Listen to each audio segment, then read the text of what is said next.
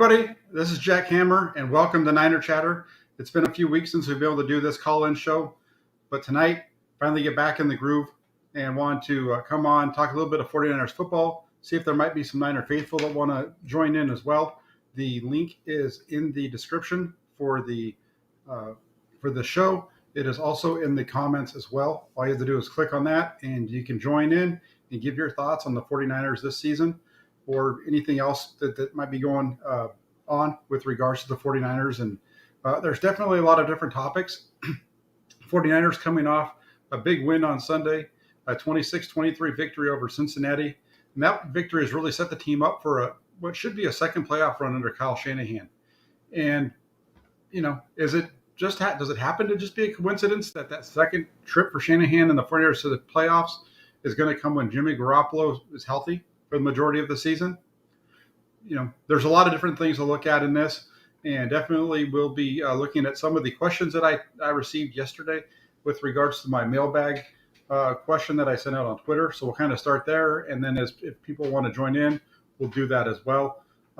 Definitely gonna have a fun show tonight, and let me just start off with one of them really quick before we do get into the calls, because I do have a caller on the line. Ovinator asked me, Jimmy Garoppolo requires a strong offensive line, but his salary does not allow big investments. Corners are also needed. Is there a way to build a working team around Garoppolo with a salary? This is a really tough question, because San Francisco, if you look at their salary cap situation right now, as it stands for 2022, they only have 32 players under contract. They have 53 that's going to eventually have to be on this roster. So they still have to sign 21 more players from where they are currently. And right now, their salary cap total is only about $10 million. So $10 million for another, you can just do the quick math. $10 million for 21 players isn't going to go very far, and it's not going to work out, especially when you consider in the draft picks and things like that. So with that being said, it's going to take a restructuring of Garoppolo's contract to make it feasible for him to return. He's not going to be back on the deal that he's on now, that's for sure. And, also the 49ers have Trey Lance waiting in the wings to take over. They gave up a tremendous amount of draft capital to get up there and take him with the third pick in the draft. And so I think that a lot of what they're doing is they're looking to not have that large cap hit moving forward. And, the only way that I could see Garoppolo potentially staying is if they agree to some kind of a deal, knowing that it's only going to be one more year and the team is willing to take on some dead cap and 2023 and 2024 kind of situation. But, it just doesn't make sense from a financial situation. That's the main thing when you look at that. So, Garoppolo, for all the things that you want to say, the concern with this move and going to Trey Lance next year, if that's what they decide to do, is they're moving on from a quarterback that wins a lot of games for him. You say what you want about Garoppolo. I understand that he has his ups and downs. He has his faults. Despite all of that, he started 42 regular season games for the 49ers, and he's 29-13. In addition to being 29-13, he's 17-5 on the road during that time. So the team wins when he's a quarterback. I put out a piece earlier today, and you might have seen that as well. We can get into that a little bit later as the calls continue to come in. So before we get too far along, I'm going to jump over and start taking a couple of calls. We have that Niner guy here, and let me get this ready to go, and I'll bring him on.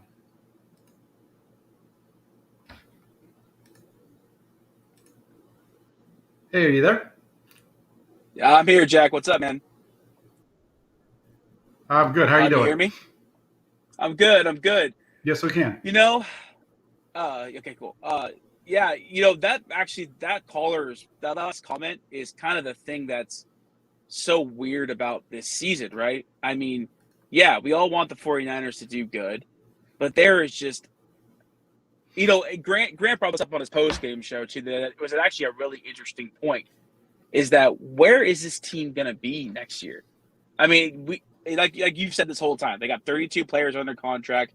I think it's going to be less, because I think they're going to cut Dee Ford, or Dee Ford is going to designate retirement, essentially, because I think that's over, right? I mean, so it'll be like a June 1st cap cut like you were talking about, and so that will get a few million off the books. We're talking about re-signing Garoppolo, but that doesn't make a whole lot of sense based off where the cap is for next season. Granted, they could push it down, but do you really want to be paying a bunch of guys? I mean, because also there's a good chance Armstead gets cut in a year. I don't think he'll get cut in 2022. I think there's a good chance he gets cut in 2023 because of what's going to happen with the Kittle contract kicking up, the Warner contract kicking up, and the Bosa contract and the Devo contract that are coming down the pipe. So, are they really going to forfeit more dead money for players that aren't going to play for them? Correct, and that's the question, right? With Garoppolo, you know what you're getting with them. I think what's going to happen next year is you're looking at a team that's going to be in transition in a lot of ways. A lot of their starting players though are going to be back, but their depth pieces are going to be the ones where primarily you're going to see the changing, right? You're hoping that the offensive line will all be back. They're going to have to do something with Tomlinson to try to get him re-signed. If Tomlinson doesn't come back, then that's where the two rookies that you drafted this year come into play. Daniel Brunskill, he's a starter. He's likely not going to be back next year because they have a rookie already in the wings there. Right tackle, you can pretty much pencil in Mike McGlinchey that he's going to be there next year. So that on the offensive side, you have most of your guys all coming back. It's kind of hard to find one of your key cogs on the offensive side that's not going to be coming other than, like I said, Tomlinson, which is a big piece, but the other two, McGlinchey, not McGlinchey, but I'm sorry, Daniel Brunskill. I mean, he's a starter, but he's not very good. So a lot of your starting pieces are there. You look over on the defensive side, you're going to have Nick Bosa. You have Eric Armstead, but do you want to bring Eric Armstead back and pay him $20 million next year? Because that's going to be your salary cap number for Eric Armstead. Do you really want to pay that for a guy that's going to give you the kind of production that he gives you? Or do you want to try to restructure his contract in some way, which is still difficult?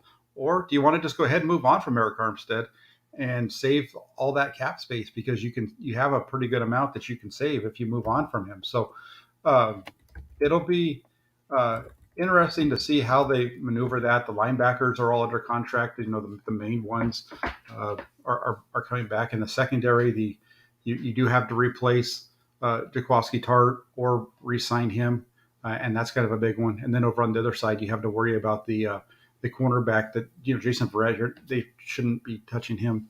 That was a bad move what they did this year to begin with. So what are you going to do there? Are you going to bring another guy in, or are you going to plan on going with one of these rookies that you've got already on the team, and then just bring in a low cost, rental kind of a player to hold the fort like they've done this year with Josh Norman. So it'll be an interesting offseason, and I think we're going to see a lot of shuffling within the depth pieces of the 49ers, but not necessarily the starting lineup other than the quarterback spot. That's the thing is, like, I think most Niner fans last season was a big off season because they traded up so early and there was so much media coverage. I mean, literally the entire NFL world every night opened with who are the 49ers taking at 3. But I think this next upcoming offseason is maybe the most important offseason for the next 5 years of the franchise. Just because there's so many moves the 49ers have to get right. There's so many. I mean, you're right. There's not a ton open on the offense spots as far as guys are coming back. And also, Jennings will be back on the team next year, which I'm happy about. I think he's still got 1 or 2 years left, Jack, on his deal. Jennings, yes, I think it's 2. Yeah. So that's a positive.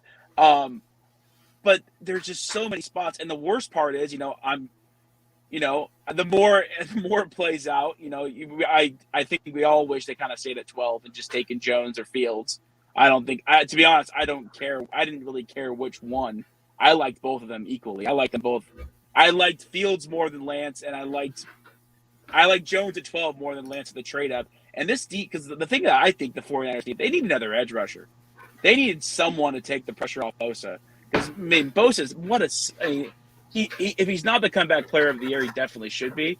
But what a season that guy's having. And as his career goes on, he's going to get more chips and more double teams and more attention. And Armstead's not doing anything.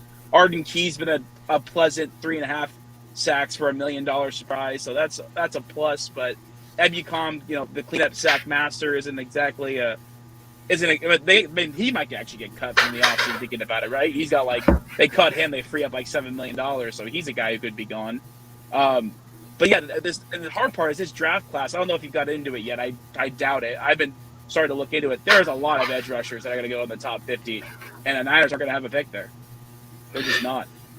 No, they might at the end of that 50 because of the depending on where they go, right? If depending on how this all plays out and their spot in the playoffs and so on and so forth. But no, you're right.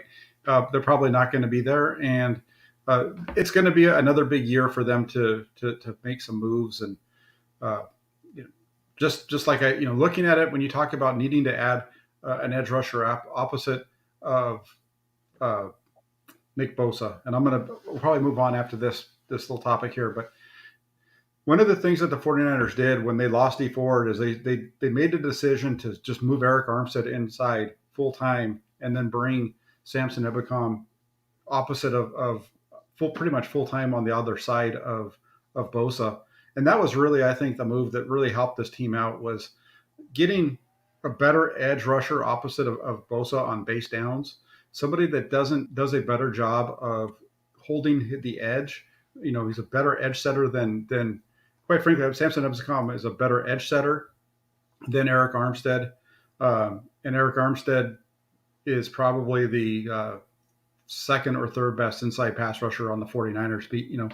Arden Key has had a better season than Armstead this year.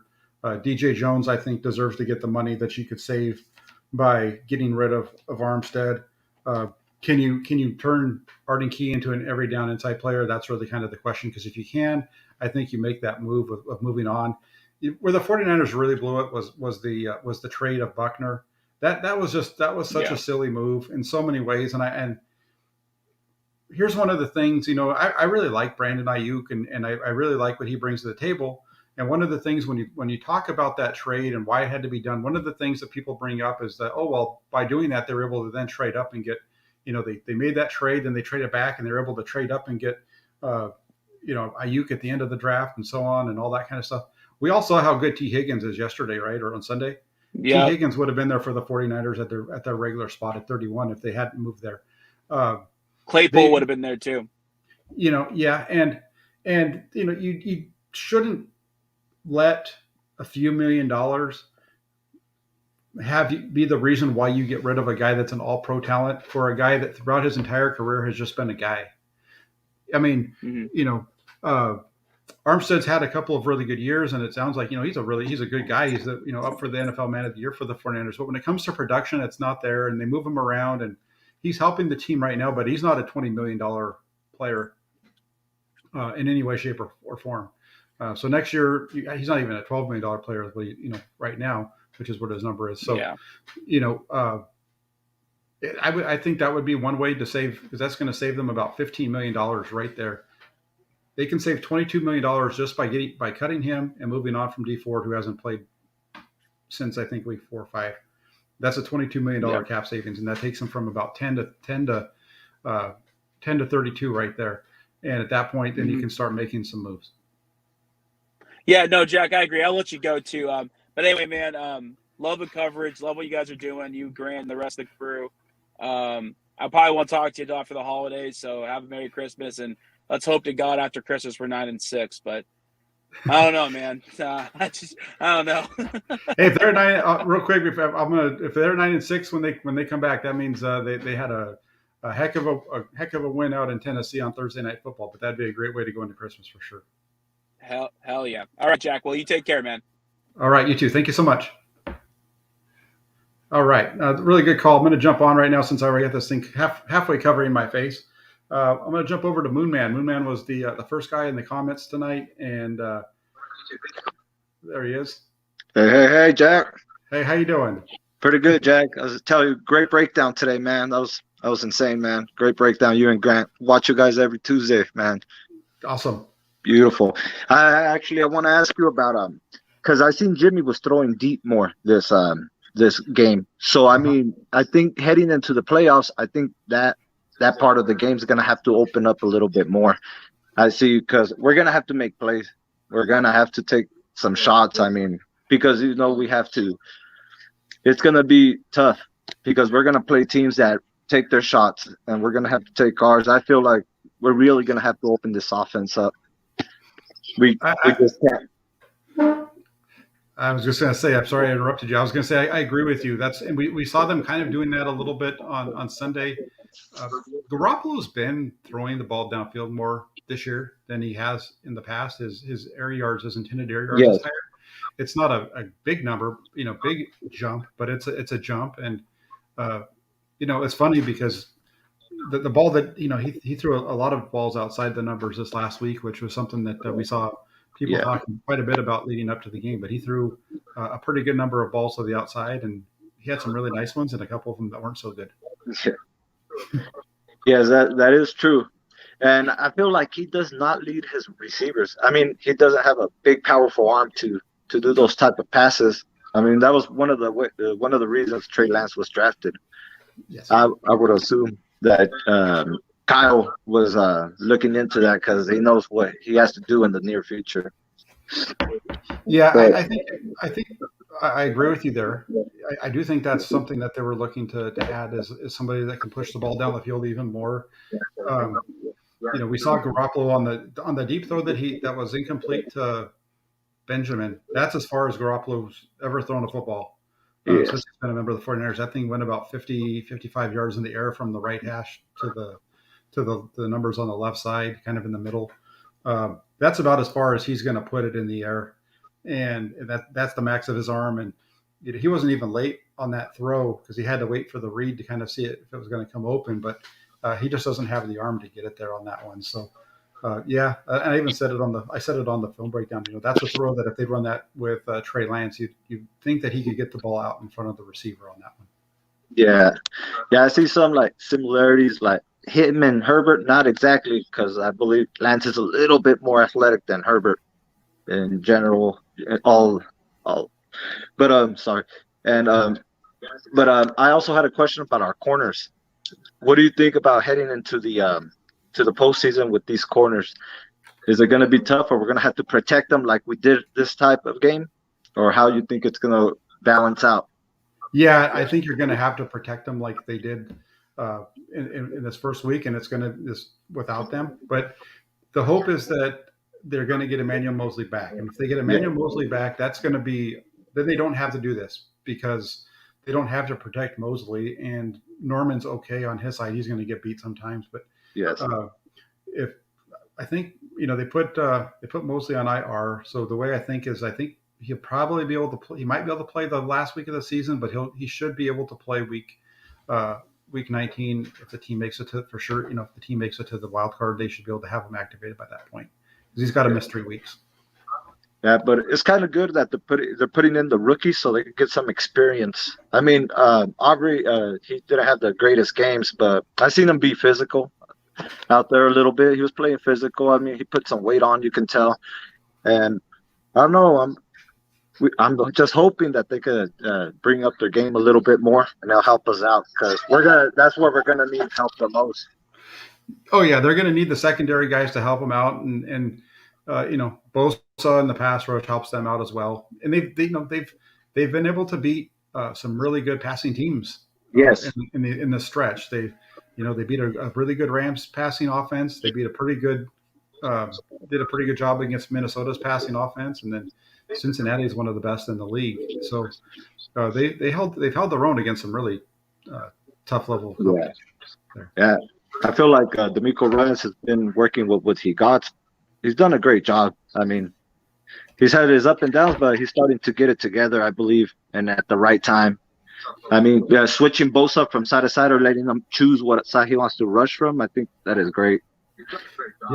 Yeah, for sure. Bosa's having a great year going back and forth, and he's not gonna probably win a comeback player of the year or defensive player of the year, but he's a guy who definitely should be in the discussion for both of them because he's having what he's doing coming off of the injury that he had last year is really perfect to see. Yeah, I feel like he gets hold on every single play, man. Every single play, everybody says hold. I mean, And I don't know how Parsons is getting nods for NFL MVP and Defensive Player of the Year. He comes in as a free rusher. He don't fight against double teams. No. I mean that's kind of like, I don't know, maybe because it's just the Cowboys and I'm a Cowboy hater, but Hey, that's okay. That's okay. It's good to hate the Cowboys because I've never liked them. That's the only team I hate in the NFL besides the Seahawks. There you go. There you go. I'm with All you. right, Jack. I'll That. let you go. Great call, man. Thank you for having All right. me. Can't wait to see you on your shows, man. Thank you. Appreciate it a lot. All right, hey, man. Appreciate you calling in and always checking out the stuff. Thank you so much. Thank you. All right. All right. So some great stuff there from Moonman.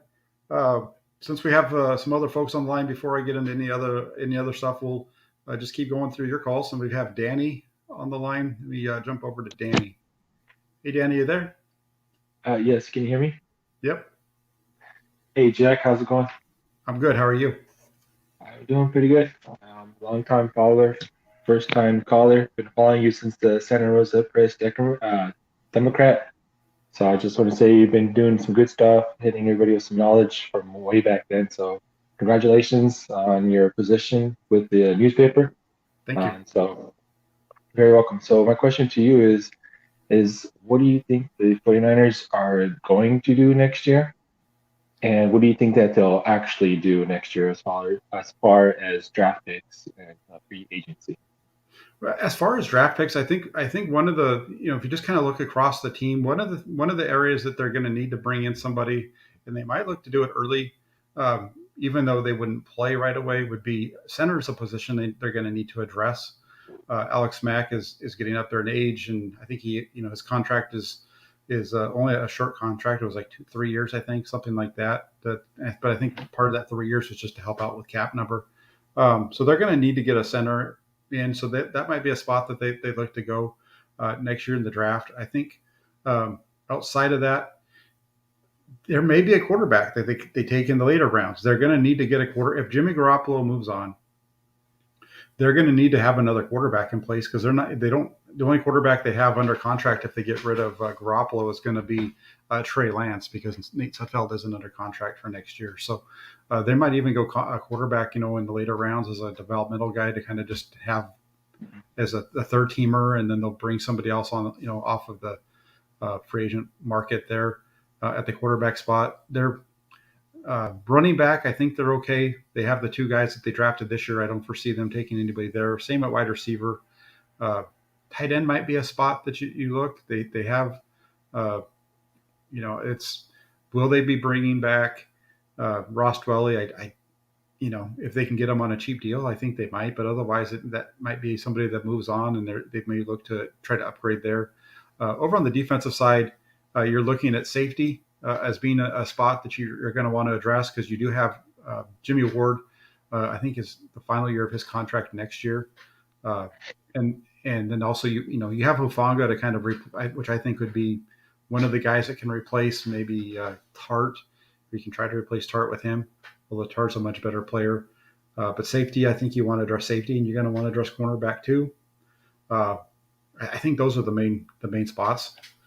Maybe even as crazy as it sounds, defensive tackle, depending on what they decide to do there with like I said earlier with Armstead and Javon Kinlaw is a guy who's working his way to not being a productive player for the 49ers, and that's a problem for them. Gotcha. Yeah. With the 49ers draft history, I'm thinking with their second pick, they're probably going to go D-line, even though they should probably go corner or offensive line. Just got that feeling that somehow they're going to botch this second round draft. So I think they're going to reach probably for somebody again they value highly, and it's not going to be the the safest pick or stud. Yeah, and they're going to have to make some moves at that corner spot, right? Because even if Ambry Thomas and Deommodore Lenoir work out, they're still going to be they're still going to have K'Wan Williams at the end of his contract. It was just a 1-year deal to return this year, and so they're going to need to find a guy to play inside. So yeah, they're definitely going to have to address the defensive back spot. Okay, gotcha. Well, that's all I had today. I know you got other callers, but once again, thank you for everything that you do, and keep up the great work. We appreciate it. Awesome. I appreciate you calling in, Danny. Thank you so much, and thanks for the shout about the Press Democrat. And yeah, I from all those days of me commenting over there, and I'm extremely fortunate to be in the position that I am right now. Well, you deserve it. Thank you. Thank you. Bye-bye. All right. That was a really good call, and we got another one, Scotty. How you doing? We'll bring him on, Scotty. Yep. Can you hear me? Yeah, we got you. Awesome. It was really rough watching Ambry Thomas throughout that entire game, knowing that he was the guy to pick on, and then they just decided, hey, we'll go 3 quarters and not test him at all, and then only when their backs were up against the wall did they decide, okay, well, there's this nice open zone that we can continuously hit. And I can't believe it took them that long to figure it out. Yeah, it definitely took them a little while to get there. And, I haven't really watched the defensive film quite enough to see everything that was taking place. But there was definitely, the Fringers were definitely opening up the center of the field. And there was definitely some holes in those zones. And early on, I think they were just giving the Cincinnati quarterback Joe Burrow a lot of trouble with their pressure and making him move around. And their winning recipe in Cincinnati, even though they have a really good passing game, their winning recipe is the running game, very similar to the 49ers. And I think that's why we saw them early on continue to try to feed that, even though it wasn't working, because they were 7-1 going into that game when Joe Mixon would average over 4 yards a carry. So that was really the big number for the 49ers. If they could shut down that running game and shut down Mixon and put all the pressure on Burrow, they were going to have a chance. And we saw that play out. Even with all those yards they put up in the fourth quarter, they still, in the second half and fourth quarter, they still only put up 20 points in the game. And the 49ers defense is one that's a bend but don't break. You're going to move the ball on them, but at the same time, they just come up with ways to shut teams down in the red zone. It's really something. Kind of thinking, kind of tagging on to that question about the cornerback situation, especially as we move into next season. I remember Grant once said that you can't really find blue chip or like a reliable talent at corner in round 1, or unless you draft in round 1, and we don't have a first round pick. So that kind of takes that off the table. So do you see the team looking to free agency to get someone to kind of fill that gap? For at what spot? Out at cornerback? Yeah, cornerback. Yeah.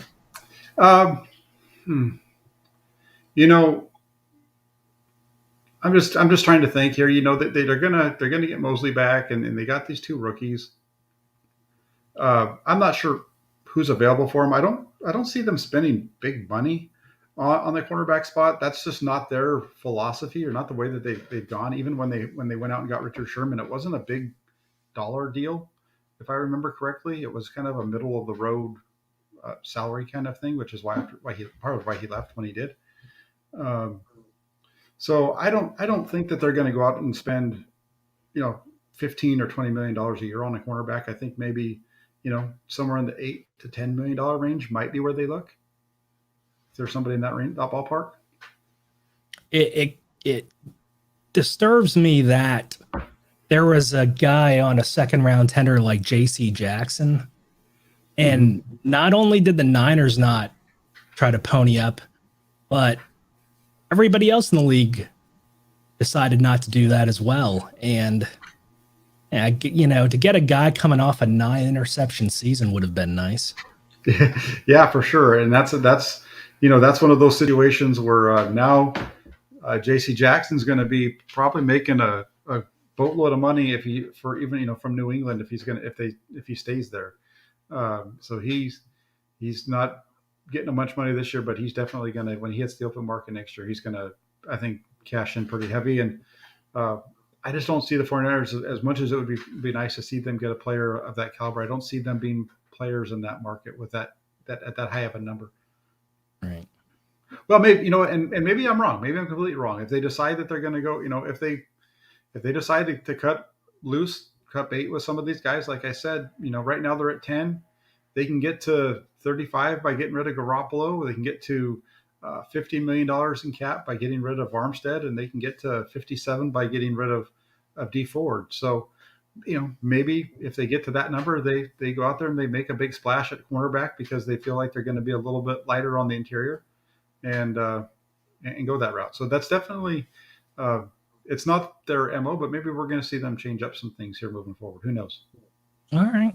Well, that's all I had. So thank you. I appreciate you having me on the show, and look forward to seeing more of your coverage, especially with your film breakdowns with Grant and any roundtables that you're a part of. Yeah, I appreciate it. It looks like you have a nice setup there. You got a good mic, it looks like, huh? Yeah, I got the Pro Streamer mic, the Shure SM7B. I think Rob Shue has it as well. And okay. Yeah, I used to stream on Twitch, so that's why I have a pretty decent setup going.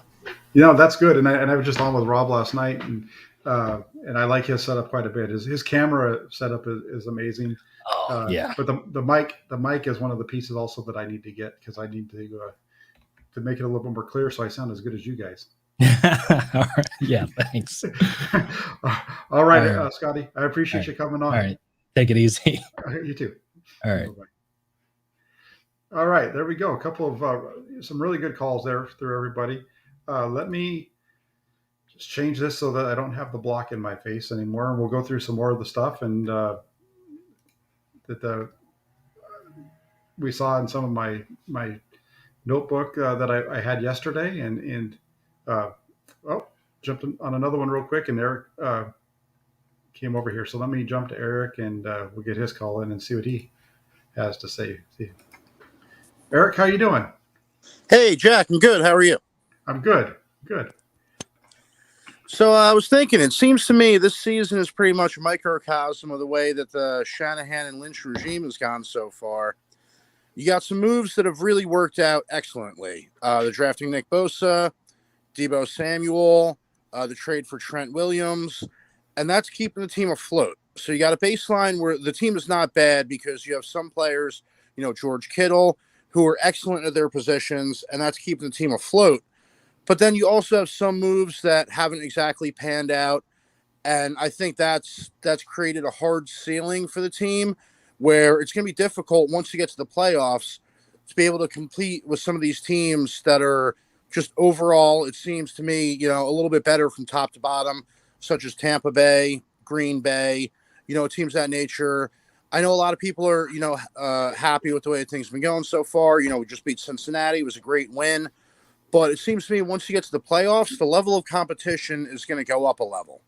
And at that point, I think some of these deficiencies might get a little exposed. And, unfortunately, from the way it looks to me, it seems like it might not be a very deep playoff run this year. Yeah, well, let me say this, and I'll just push back a little bit. I totally understand where you're coming from because once you get into the postseason, there's no gimmies. It's all going to be tough. That's for sure. But when you look at the teams that are in the NFC, the 49ers have played Arizona. They've played Green Bay. They've played the Rams. I'm not sure who the other play. The teams that they're going to have to play in the first round. The only team that they're not. I don't think they're going to get to Dallas. So they're not going to. I don't foresee the 49ers jumping over Los Angeles for that 5th seed now because they're 2 games behind them. I don't know. We'll see what happens, but maybe they do. But I think the 49ers, they can go into Green Bay and they can compete with Green Bay. We've seen them do that already this year. We saw the 49ers have a lead on Green Bay until a collapse at the end of the game, precipitated by the fumble by Garoppolo, which made it so that when Green Bay got the ball back, all they needed to do was kick a field goal to win. instead of having to score a touchdown, that kind of changed the situation for the defense there. But we did see them get a lead with only 37 seconds left. I just have a feeling that they're going to match up fine with Arizona if they play Arizona again. And part of the reason there is the first game, I just feel like if Jimmy Garoppolo is playing in that game, it's a different outcome. Because I think the game plan is going to be a little bit different, and Garoppolo is just a little more consistent on some of the throws that you have to make in this offense that Trey Lance just wasn't there yet. Although Trey Lance played okay, I wouldn't hammer him at all for that performance. But I'm just saying, I think that Garoppolo gives him a little bit better chance against Arizona in a rematch for the third time.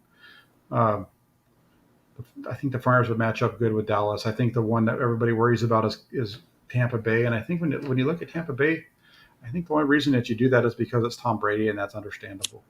But I'd love to see the 49ers play against Tampa Bay at some point in this postseason, just because I want to see Garoppolo and Brady play against each other. Well, I think also half of it, I think with Tampa Bay, in my opinion, it's Tom Brady. But I think the other half is they're very good at stopping the run. And I think the 49ers offense is kind of predicated on establishing the run, setting up the play action pass. I mean, you saw the game-winning touchdown that Ayuk scored. One of the biggest reasons that scored is because the entire offensive line shifted to the right. So at the beginning of the play. So the linebackers had no choice but to shift to the left in order to guard the outside run coming from that direction. And that opened things up for Ayuk coming the other way on a crossing route. So I think my biggest concern is Tampa Bay for that specific reason. I think that if they can shut down the run, at that point you're relying entirely on Jimmy Garoppolo, and I don't know if you could do that for 4 quarters. I think at some point, I like Jimmy Garoppolo. I don't like I don't want anyone to classify me as a Jimmy Garoppolo hater. I just think that he has deficiencies in his game. I would rank him somewhere between 10 to 20 of the overall quarterbacks in the league, which isn't bad, but that I don't think that's good enough where you could put the entire game on his shoulders for 4 quarters and expect him to win. By the way, just real quick, I'm having a little bit of difficulty hearing you. Is there a volume setting on your end? Because I tried turning everything up on my end, and it's still a little low. Is that a little bit better? No, it's still coming through a little low on my end. All right, no problem. Let me get there just 1 second. There we are. Is that better for you? No, I can hear you. It's just a little low. So. Okay. I think I'm not sure because that's the setting that I've usually used. I'm not sure. Maybe I just need to speak up a little bit. The one thing that I will say, and because I do understand, and I hear this a lot, it is the one thing that what you mentioned is what I hear quite a bit when people talk about Tampa Bay, and it is the run defense. All I'm going to say on the run defense is that the Tampa Bay run defense is right about the same level as the Cincinnati run defense that we saw last week. We just saw on Sunday. Cincinnati went into that game giving up an average of 4.1 yards per carry. Tampa Bay's at 4.3. They're all these teams are pretty much in that same area, but they are a pretty good run defense. And people are it's a good thing to be worried about the Tampa Bay offense with Tom Brady, because that offense has been prolific. They're doing they're the highest scoring team in the league, and a lot of that has to do with Tom Brady. And he's 44 years old and he's still out there flinging it around. And the Tampa Bay doesn't turn the ball over very much, and they force turnovers. So all the things that give the 49ers fits are things that they give. I wouldn't say that the run game is the run defense is it, but I would say the passing game with Brady, and they're very similar to Arizona in terms of their turnover margin. Yeah, that's fair. I think my issue with the matchup with Arizona, I haven't heard much about the injury to Azeez Al-Shaair, but I think that might be that could be a determining factor in that game, because I think that you need Warner and Shaair on the field in order to contain Kyler Murray in the pocket. They've shown historically that one of their biggest Achilles heels is mobile quarterbacks. I think if Al-Shaair is healthy, if you can have either him or Warner spying on Kyler Murray to keep him in the pocket, I think that could help to limit Arizona's offense. But if he's not playing, I think that could present some serious challenges because if he starts rolling out of the pocket and you can't get contain on him, then at that point your defense breaks down. Oh yeah, and I would expect to see Azeez Al-Shaair play this week.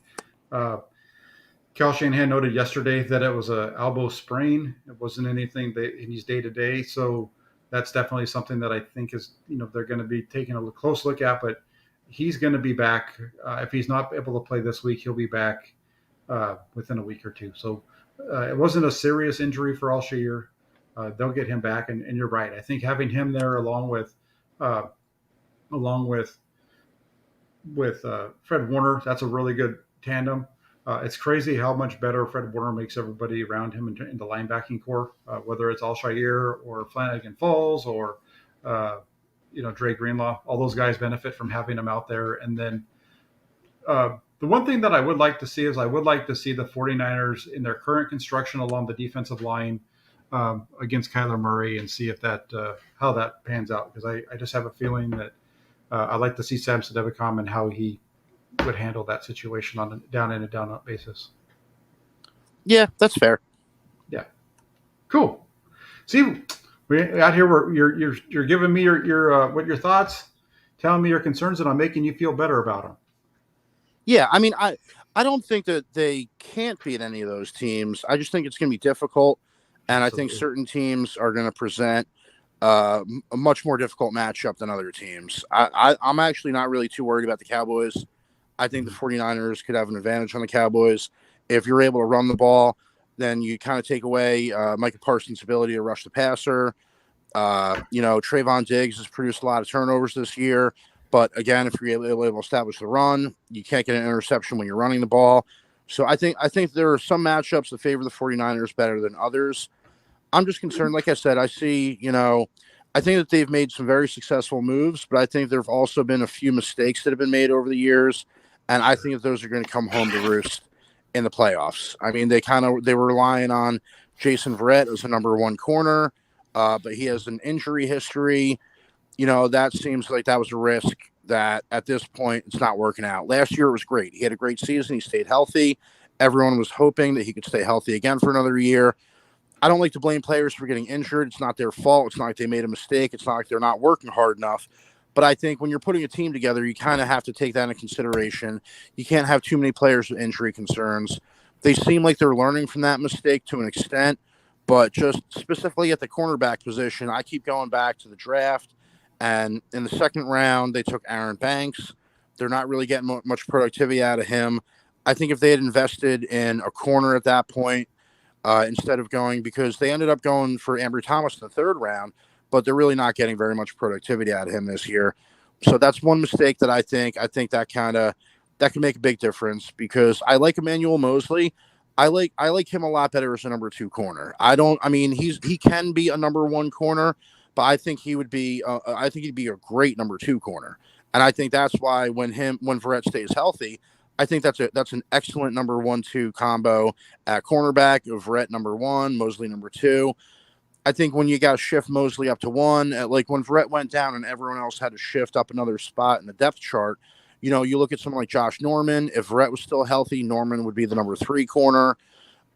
You'd have, everyone else would move down the depth chart one spot if Verrett was still healthy. And, barring, the ability to foresee that Verrett was going to get injured, I think if they had tried to go for a corner in the draft in the second round, that might have been able to, fill that need for the team. And like I said, I think a lot of these corners, if they were able to just shift down one spot in the depth chart, I think it would look a lot better. If Mosley was number two in the depth chart, Norman, and then you could have either Thomas or Lenore, for a depth piece, I think that would help out the secondary. And that to me, because I like the defensive line, I think obviously Nick Bosa is having an excellent year. And he's not only having an excellent year, but he's also drawing a lot of attention. I read somewhere he's drawn the most double teams in the league. So he's drawing the offense's attention while still producing, which means that the rest of the defensive line isn't getting doubled. So that's opening things up for everyone else. So I like the productivity they're getting out of the defensive line. I really like the linebacker core, especially when Shaair is healthy. My concern with the defense is the secondary And especially with the way the NFL is played today, you got a lot of spread offenses. Teams are just throwing the ball around the field. You look at, Green Bay. That's a concern. That's a concern of mine, is that maybe they haven't made enough of a priority of the cornerback position, whether in free agency or with high draft picks. I mean, barring the draft pick for Ambry Thomas, I don't know when the last time is that they took a cornerback within the first 2 to 3 rounds. I think you might have to go all the way back to when they drafted Jimmy Ward, and he ended up getting converted to safety.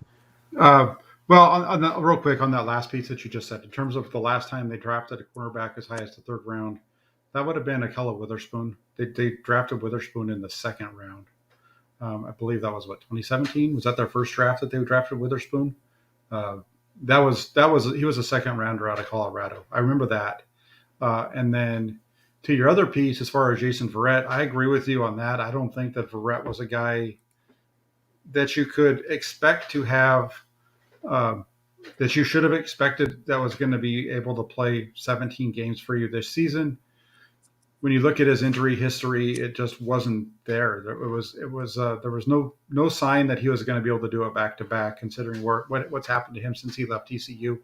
Had a terrific season for the 49ers in 2020, and it's a good signing from the fact that he was only $6 million. But to go into the season expecting him to be your guy and thinking he's going to play 17 games for you, or maybe even 15, 14, I think that was really wishful thinking on the 49ers part, and it was something that I mentioned early on in the process in the offseason for them, that I didn't like that move. And unfortunately, I agree. And I think that ties into, I think the biggest issue for me, it all starts, I think, with I'm going to use the word fiasco. I think I'll go far enough to say it's been a fiasco at the quarterback position. I don't see any other teams that draft their franchise quarterback, but also keep their previous quarterback. That seems to me to be pretty much unprecedented in the NFL today. You look at every other quarterback that was drafted in the 1st round has gotten starting experience this year. It seems to me that you either have to pick one or the other. You either have to stick with your previous quarterback, like, for instance, the Steelers have done this year, and hope for the best, or you draft your replacement quarterback and you give them the reins, let them develop early. Because the reason I bring that up in terms of the cornerback position is with Jimmy Garoppolo, he's making $26 million this year, and his contract, you'd probably know this better than I, but from what I've heard, his contract is very manageable in order to be able to move off of.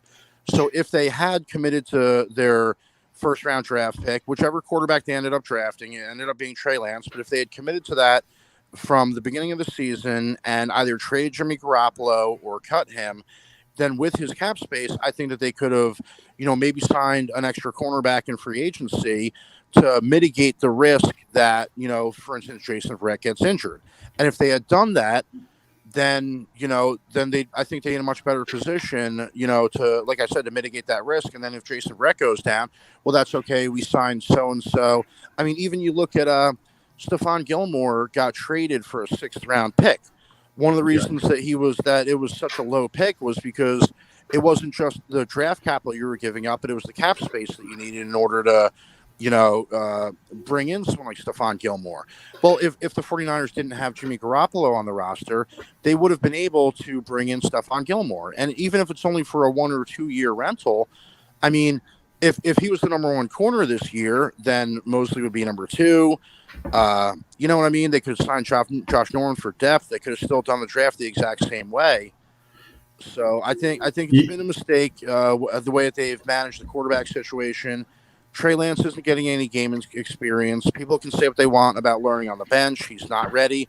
That's fine. I think whatever learning he's doing, he'd be learning more and he'd be learning faster if he was playing. I don't know how anyone can really argue that. I think the only argument against playing him is, if it doesn't go well, you're going to ruin his confidence. But I think quarterbacks, they're paid to be confident. I think you have to be able to take those lumps. I mean, in his first season, Peyton Manning went 1-15, and he threw, or I don't know if he was 1-15 his first season, but I know that Peyton Manning threw a tremendous amount of interceptions his first year. Peyton Manning's first year in the NFL really was not good, but he ended up being a Hall of Fame quarterback. I think if a quarterback has the talent and the mindset, they're going to find a way to make it through those early struggles and continue on. So it doesn't, to me, I don't think that that's really a valid enough argument that, oh, we can't put him in there, it might damage his confidence. Well, it might damage his confidence, but I think the bigger concern is, what if he doesn't get the experience? And I think you kind of need that personal experience of being on the field, seeing the defense, not just looking at the tape, not just looking from the sidelines. I think you need to be there in the middle of it in order to learn what the defenses are doing, learn what how they're disguising their coverages, how they're disguising their blitzes, things of that nature. I don't think that you can really replicate that in practice, especially with the rules nowadays against hitting and things of that nature. And I don't think you can entirely replicate that just from studying film. I think part of the development process of quarterback is learning from being on the field, and they're not really accomplishing that with Trey this year. And the reason that they said they weren't playing Trey was they thought they were a Super Bowl team with Jimmy Garoppolo. Well, I think at this point, 7-6, I don't know if you can continue to say that we think we're a Super Bowl team. Obviously, if the ball bounces the right way, you get the right kind of turnovers, anything can happen. We've seen teams, the Giants have done it as a wild card team. The Steelers done it as a wild card team. We've seen teams go on the run and get hot at the right time, but you need a lot of things to bounce your way. And, without that, all things being equal, I just think there are some teams that are better top to bottom this year, like Tampa Bay, maybe Green Bay, maybe Arizona. And, I think that, there were some opportunities that were missed, maybe to get Trey in there early. And we don't know if, if they had started Trey Lance week 1 against the Lions, we don't know what he would look like in week 17. It's possible he'd be getting up to speed quickly. I mean, one of the things that I heard going into the draft was, this guy's got a good mind for football. He's a good learner. He's got excellent football instincts. So more than most of the other rookie quarterbacks, it seemed like the book on Trey Lance was he will learn quickly and he will develop if given those opportunities.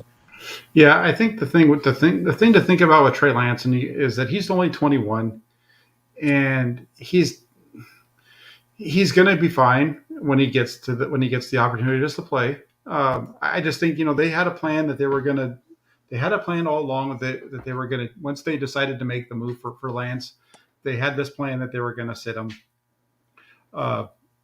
I don't think that Jimmy Garoppolo was always in their plan to come back.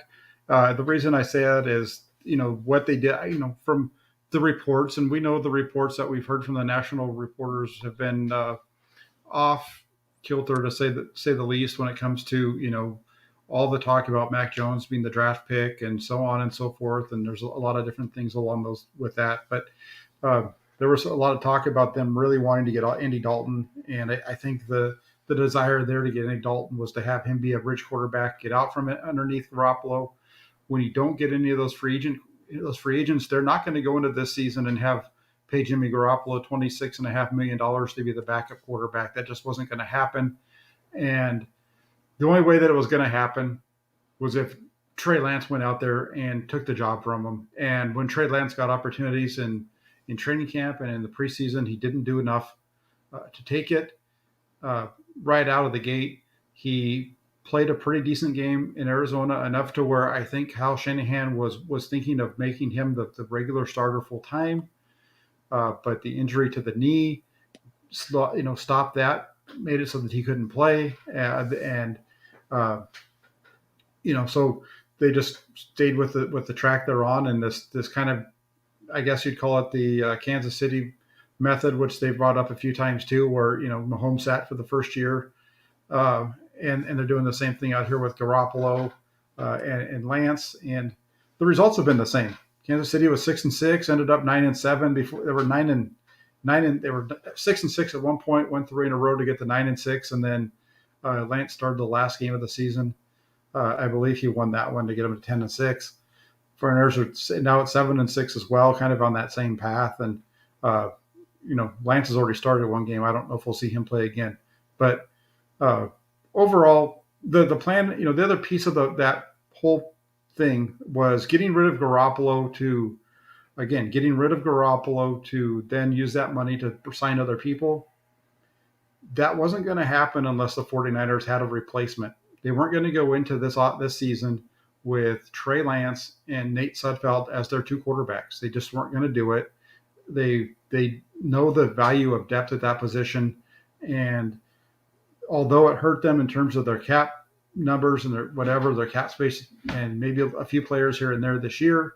By the time they made the selection of Trey Lance, especially at that point, they knew that by the time they made the trade for Trey Lance, the top guys were pretty much off the market in terms of cornerbacks, because it was already at the end of the free agency period, or close to it, because free agency was running. And anyway, I just don't see that as being something. I understand where you're coming from. It's something that I hear quite a bit. I just don't think it's quite as big of a problem for them right now. This is something that if they're in this situation next year and Jimmy Garoppolo is back, then we start to have this conversation about what are they doing. But I don't think so right now, because they've told us all along. They've told everybody what the plan was from day one with this thing. So I just don't. Yeah, see, I understand. I understand the thought process behind it.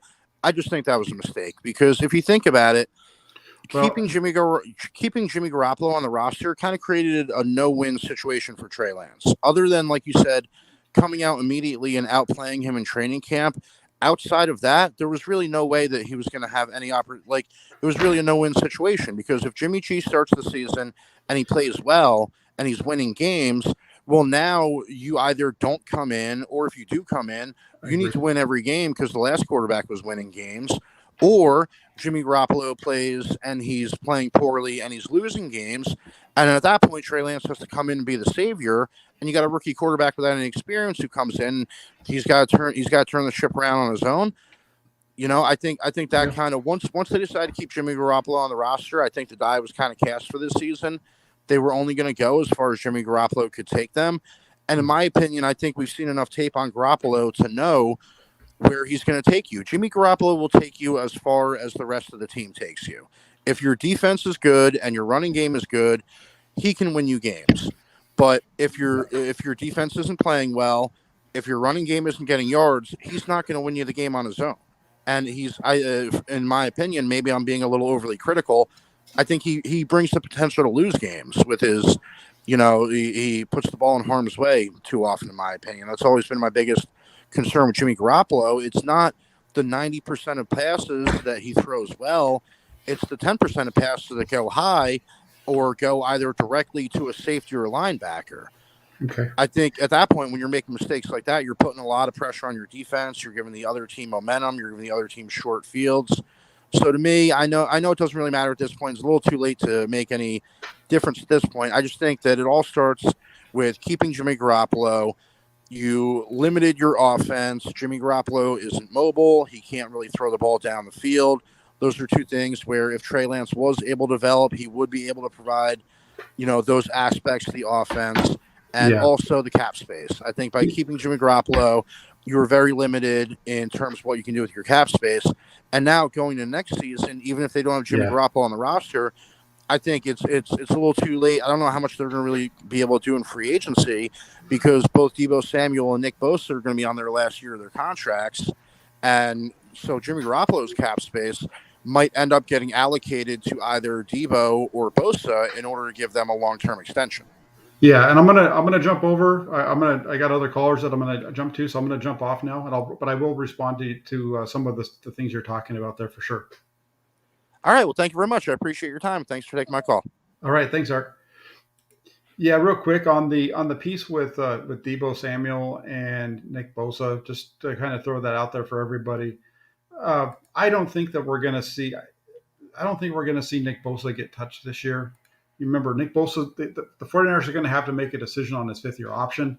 I think the 49ers are probably going to exercise that fifth-year option on Bosa instead of getting a deal, unless they can get a long-term deal done that's going to keep his cap hit at about the same number. Very similar to what they did with Fred Warner, pushing everything down the road when the salary cap goes up. I think that's when you're going to see – I think that's how you'll see the 49ers progress with Bosa. It's either going to be a fifth-year option deal, which means that everything gets pushed off, or they do the long-term deal on a low year one, year two cap hit before before that goes up when the salary cap goes up in 2023. Same thing with Deebo Samuel to an extent. His contract number isn't quite as high as Bosa's is right now, which makes it a little bit more difficult. But again, I think the 49ers are kind of in a situation where they've shown you what their thoughts are. They're going to be probably pushing a lot of this money and shuffling it around down, in future years. But Fred Warner was a third round draft pick as well. Deebo Samuel's a second, so his cap number was even higher than Deebo Samuel's cap number is higher than Fred Warner's. And when the 49ers redid Fred Warner's deal and gave him that extension this year, if you remember, the way they structured it was his cap had actually remained the same for this season, even though he was getting a bunch of money in cash through his signing bonus. So I don't think that that's going to be a big problem for the 49ers early on. The salary cap's going to explode a little bit here in 2023, and that's going to be when we see that change occur. So want to say thank you to Eric for coming on. He definitely was good to talk to him, and I like the fact that he had a lot to say, and we had a good back and forth there. So, all right, I'm going to jump over, take another call. I think I know who this guy is, but let me put my little thing back up. There we go. And how's it going? Is it me? That's you, Michael. Okay. Yeah, I've got several things to say. Well, let's make it snappy. Well, I mean, he got about 25 minutes there. I can make it snappy though, but I'm joking. Let's go. Yeah, I know. With Jimmy G out there, he's not a Tom Brady. He's not a Peyton Manning. He's not a Joe Montana. He can't carry a team. For one thing, 90% of the field is taken away when Jimmy's out there because he doesn't throw deep. He tries, but he very seldom does he succeed. So you could take 90% of the field is gone when Jimmy G's out there playing. As far as John and Cal go, when are they going to finally cut loose of all this dead weight? Like D Ford's going to ride the hour again the rest of the season, probably going to be on it next year too. When are they just going to cut these high-priced salary players and just learn to move on? Okay, give me who you want to cut on. Let's don't say Garoppolo. D Ford. We already know that's one. Well, D Ford is, and I agree with you. I think D Ford is probably a guy that's going to be gone this year. After this year, it doesn't make sense to keep bringing him back or keep doing what they're doing, and paying him what his salary cap hit is going to be next year. That's looking at his cap number for next season, it's what $11.9 million. I don't see them with the cap situation that they're going into. But do you have confidence they're going to move on from him? Because they love wasting money. Well, I don't think they're in a position anymore where they can really do that. They had that ability to do it in the past because their cap space was better. I don't think they have that ability, to do it now. I think that they're going to have to start making some moves. And that's why, I'm glad you brought up D Ford, because I don't know if you heard earlier, but they can move on from D Ford and save $7 million. I mean, they're going to have a dead cap hit of 4.9, but it's Samson Ebekon's another one they can move on from. And then I disagree with you there, and I understand that they can move on from him, but if you're going to move on from D Ford, you've got to keep Ebekam, because you got to have somebody to play over there, and Ebekam for what it's going to cost, what he costs the 49ers. One sack for $8 million next year. Yeah, it's not just the sacks that he. I understand that he's not quite there on the sack totals. And he's not, because he's not a sack. He's not a defensive end in terms of rushing the quarterback, in the like a Nick Bosa does. But when you have Nick Bosa on their side, you can kind of get away with it a little bit. I understand wanting to upgrade, but I'd rather have Samson Ebekam bring some things to the table that I think that $8 million could be spent well elsewhere. I don't totally disagree with you, but I don't agree with you at the same time. Does that make sense? I think he has a lot of value because of his versatility. And he's a guy who, he only is on a 1-year deal next year. Maybe they can restructure it because he's at the end of the season. His contract, it was only a 1-year deal. It's easy to get out of it. But if you're going to move on from Ford, I just don't see they would eat $1.25 million. Right. If they move on from Ebekam, you said? If they move on from him, yeah, and save Right. It's 6.8 mil or whatever it is, something like that. yeah, no, it's a good chunk of money. I just Yeah. don't see them moving on from both of those guys, uh, because you want to have that guy that can play on the edge. And Eric Armstead's proven to you that he What can't is he play on proving? the. A 1 year wonder. That's what I'm saying. He's proven to you that he can't. He's proven to, well, what I was going to say was he's proven to you that he can't play on the edge. And I'd also tell Eric Armstead, hit the road or take a half pay cut. Well, they're in a tough situation with that because he still has 3 years left on his current contract. You know, And so 5 million, 6 mil, 6 mil, whatever it is. I'd spread Yeah. it over. I'd get him Yeah, out of here. but If he doesn't I take a pay cut. I think that you know, like I said earlier on, I don't know if you heard, but you move on from D Ford, you move on from Eric Armstead, and you designate them as post June 1, and that's a $22 million in savings. And so now your cap space goes from 10 to And $22 million can get you a top corner because we will not win a playoff game. We will not win rings until we have at least a top 5 corner and a top 15 corner on this team, and we do not have that. Emmanuel Mosley's pretty darn good when he's playing. He's a good second round or second corner. Yes, I agree. Yes, but we got to have a top corner with him. They just what they need is they need to have Bosa continue to do what they need to do. They need to have a guy that can rush inside. The 49ers, you got to remember the way the 49ers aren't going to go ahead and all of a sudden completely change the way that they build this roster. Their roster philosophy is that there is pass rush first, defensive back second. The pass rush helps is what make their philosophy is the pass rush makes the defensive backs. Okay, we've been doing this for 5 years now. How's that work for us? Well, I got them to a Super Bowl 2 years ago. This year, even though they don't have D4, they're at 7-6, partly because they didn't have their starting quarterback And got our butt whooped 3 seasons. Well, With no, the same right, and that's again when you're saying those 3 seasons that they got their butt whooped. What I would point to, and this is something that I said at the beginning of the show, is drafting injury-prone players. is Signing that injury-prone when you players. don't have your starting quarterback, it's very hard to win in the NFL. And this is, I've made the argument against Kyle Shanahan a number of times, and people have pointed out different things. And I think that a lot of what they were saying is correct. And we're seeing that right now with Jimmy Garoppolo. Whether you like Jimmy Garoppolo or you don't like Jimmy Garoppolo, 2019, he's completely healthy, plays the entire season. Team wins the NFC and goes to the Super Bowl. Our run game and defense got The us run game, where and we got. obviously, the run game and defense were very good. This year, the 49ers are 7-5 with Jimmy Garoppolo. The run game is nowhere near where they were in 2019. And we are a bad linebacker that could not take that pick 6 that he should have had to the end zone from being. Sure. That I don't disagree with you. It was that ball, and I got butterfingers. It was a bad pass, but here's the deal. You can watch that game, and Joe Burrow had a first down pass that bounced off the hands of Azeez Al-Shaair because it bounced off his hands, fluttered in the middle of the field, and it just happened to bounce to one of his wide receivers. Yeah, He had a couple of those. So I mean, it goes both ways, and so say what you want about Garoppolo. I understand, and I don't know if you saw what I wrote. Oh, you today. don't like him neither. You're a Mike Jones fan. I don't know if you saw what I wrote about Jimmy Garoppolo today, No. but I think it's pretty accurate. Have you ever watched the show Ted Lasso? No. Okay, so there's a scene in Ted Lasso in the first season. He has a player by the name of Sam. Sam's struggling. He just he's been playing poorly, making a bunch of mistakes, and he's just struggling really bad.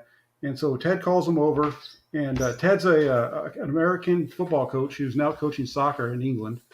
So completely out of his element. The only way that he knows how to coach is by managing people, and that's part of the reason why I like the show so much. It's all about people management. Yeah. But he says to Sam, he says, Sam, do you know what the happiest animal is on earth? And Sam shakes his head, doesn't know. He says, it's a goldfish. You know why? He says, no, I don't know why. He says, because goldfish has a 10-second memory. Can't remember anything after that.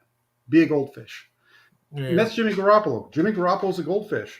Jimmy Garoppolo, look at the play that you mentioned. Perfect example of Jimmy Garoppolo being a goldfish. Yeah. Throws a pass over the middle makes a bad play, should have been interception. The guy doesn't make the play. What does he do on the next throw? The next throw is a nice ball out to George Kittle. It's not quite. That ball was it's not- fingertip it's not- caught. It's not quite. It's got to go over the top of the defensive back number 24 that's there. It's a little high. George Kittle's Kittle a- made that George, play. George Kittle's an all-pro tight end. He gets Yeah. up, he gets his hands on the ball. All of a sudden, you go from a pick six, the other direction being dropped, to now you're in position to win the game. Yeah. Thanks They to dropped George Kittle. They drop the ball and so on and so forth. It's the And- same thing with Brandon and- Ayuk on that play. and He the took one other a thing- 1-yard pass and turned it into a TD. let me finish, Mike. The Yeah. other thing too, and this is, I hate doing this because I know the way that people react to this. And I'm going to say this to start off with. Jimmy Garoppolo is not Joe Montana, right? We know that. So Oh, yeah. I'm not I'm not comparing them. Good. Go back to you're old enough to remember this. The 1988 Super Bowl, 49ers Cincinnati. Yeah. 49ers are at the 13, 14-yard line. I think they're behind at that point in the game. Yep. Joe Montana draws back the pass, tries to hit John Taylor in the end zone, or Jerry Rice in the end zone, or Taylor. I don't remember which one it is. John Taylor. John Taylor, the cornerback, steps in front, nearly picks it off in the end zone. What happens if Joe Montana throws an interception right there? His Joe Montana, as we know him, everything about Joe Montana that people talk about as far as what makes him great changes. Because one of the things that people talk about with Joe Montana is that he never threw an interception in the biggest games, right? But that's a situation in the biggest game that it should have been an interception. He got lucky. The next play, what happened? He hits Jerry Rice for a touchdown. Yeah. So and again, I'm not saying that Jimmy Garoppolo is Joe Montana. I'm not saying anything like that. What I'm saying is when we watch Jimmy Garoppolo, we know, because we watch him week in and week out, we know that he's a flawed quarterback. I think pretty much anybody that watches him play knows that he has flaws. Well, he's ranked like 16th best quarterback in the league. Sure, but look, that's the fact that you just said that, 16th best in the league. That and you listen to what people say about Jimmy Garoppolo. Paid like top 5, though. That's not his fault, though, right? It's not his No, fault. that's just John Lynch is an idiot. That's his. That's correct, and that's not his fault. So the people that rip on Jimmy Garoppolo and call him Jimmy Garbage, Jimmy this, Jimmy that, say that Jimmy makes more bad plays than good plays. I just don't get it, and I'm not arguing with you. I'm having a conversation with you, and you're not saying it either. We're having a conversation here about a bunch of stuff that I have conversations with other people on Twitter too. Yeah. And I don't see how, I know that Garoppolo is not perfect, but when you think of Garoppolo and you say that he makes more mistakes, the bad outweighs the good. How can you say the bad outweighs the good when he's winning 29 out of 42 starts? How does the bad outweigh the good when you can constantly win? And Michael, I'm gonna keep talking. I'm gonna interrupt you because I've kind of felt a role here. And I just got you on the line, but the money is the problem more than it is the player. I just wanted to say, look at the Arizona game when we paid their third stringer team, and they kicked the dog snot out of Jimmy G. Well, okay. No, here's the thing. You got to remember that game though, Mike. The first 49ers possession, Garoppolo hits George Kittle, who is across midfield, trying to split two defenders, gets hit, fumbles the ball. They turn the ball over there. The next time the 49ers get the ball back, I think they punt, whatever. But then shortly after that, they get the ball, drive it down. Garoppolo hits Brandon Ayuk. Ayuk is inside the red zone. He gets hit from behind. He fumbles the ball. Those are two of the three turnovers in that game for the 49ers, and you can't blame that on Garoppolo. But we played a team that was missing 9 or 10 starters. Yes, you missed 100%. 100%. You played a team that was missing 9 or 10 starters, and you had a defense And they're that very gave up, best, actually. and you had a defense that gave up 31 points, and you had the 49ers had pulled within 7 at halftime. The defense comes out to open up the second half and gives up a 3-play, an 75-yard 3-play scoring drive. Mm-hmm. And Garoppolo deserves some blame for that in that game. He the whole team does. and thank you. And that's my point is that in that loss, Garoppolo played just as good as he played better than Trey Lance. He had a potential to play way much better than Trey Lance in terms of even the points scored, because the Flyers did score more points in that game than they did the first time around. I know that you didn't have J.J. Watt, which helps them out a little bit. Yeah. But I don't know. I just, the fact that you just said what you said, we can move off of Garoppolo and talk about something else. I just have one more thing. Mm-hmm. What does it say about John and Cal when you spend 3 ones and a third and move all the way up to draft a quarterback and you don't start them, and you don't start your second round pick or your third round pick? Well, I would say what does that say about them? No, I would say that I have a bigger problem with missing with what's happening with Aaron Banks and the fact that he's playing where he is. I have a bigger problem with Trey Sermon being the player that he's been for them so far, and the same thing with Ambry Thomas than I have with Trey Lance. And the only reason I said is the second, third round pick, Sermon not starting either. Yeah, just right. And so I have a bigger problem with those than I do with Lance. And the only reason I say that is because you can only play one quarterback at a time. I don't really like the back and forth quarterback system. I know some people say do it, but for me, that's some teams do it and teams that do it. I think it's a huge mistake not starting Trey and building the year. And I think that Trey Lance has a lot of things to work on. Mm-hmm. We're gonna see what he can do next year. Because I don't think Jimmy's back regardless, because that guy's got to go to Bosa and Ford. If I was betting, I would say that you're correct. Yeah. But from a football perspective, I can see why they would bring him back. But because I'm betting on Rappaport being right. That's what I'm betting on. No, I know, and I agree with you.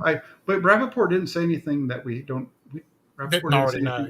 Yeah, because that all he did was really say exactly what Jed York said back in July. So or May. So basically, John and Cal blew a draft, all but a 6th or 7th round running back pick. They do their best work in rounds 5 and 6 and 7, right? Yeah. I mean, really, if that's their best work, we need to move on. The 49ers do their best job in round 5, 6, 7, and the undrafted. If that's the case, we need to move on. I want them first round hits. Hey, and Brandon Ayuk is pretty good. Brandon Ayuk is pretty good. Yeah, right. So but I can name 25 other that are not. No, I know what you're saying. The first draft there was Solomon Thomas and a linebacker that was a bum. No, I get you. I'm with you. And I think that the thing is, and I'm going to jump over to the Penguin here, but I appreciate you calling, and I think you have a good night. Yeah, they're going to be. It's going to be. I think it's going to be some rebuilding next year, and it's going to be a lot of fun. We got to start at corner. We got to get a top corner. I'm with you. Have a good night, Michael. Hey, later. Hey, real quick. Yeah. Thanks for having a good conversation with me tonight. And that's not we're good. Have a good night, good rest of your night, and Merry Christmas if I don't talk to you before then. You too. Take care. All right. Bye. All right. That was a good call with Michael. I'm going to jump over really quick to this is one of my other favorite guys. I got, like I said, if you watch this show, you know that I'm a big fan of. I have one of my favorite Twitter followers is a Spider, and then I got this Penguin guy over here. So this is the Penguin jumping on with us right now. How you doing? Good, Jack. How are you doing? I'm good. Good. Now, aren't you ready to get into a big argument with me? I don't know. It depends on what you're going to say. I'll argue if I need to. No. You gonna get mad? No, the only thing I just following. Look, it's been an up and down year, right? The emotional, you can just tell the fan base is just so up and down, right? And hey, I've been part of that too, right? And it's just I think that you've always been just trying to you can't. I can't pretend, you can't just pretend that Trey Lance is just going to come in, throw for 5 touchdowns, and run for 200 yards and stuff like that. It's like, yes, everyone wants that to happen, but it's just they're not going to make that move now. It's just beating a dead horse. Let's just enough is enough. It's okay. This team is a total wild card, and I think it's better because of that.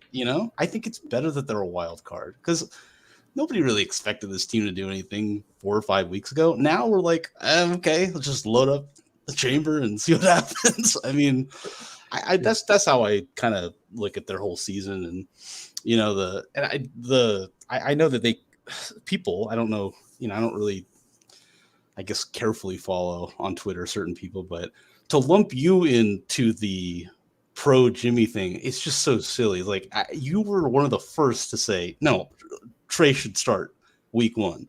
But when that didn't happen, then you've made that choice.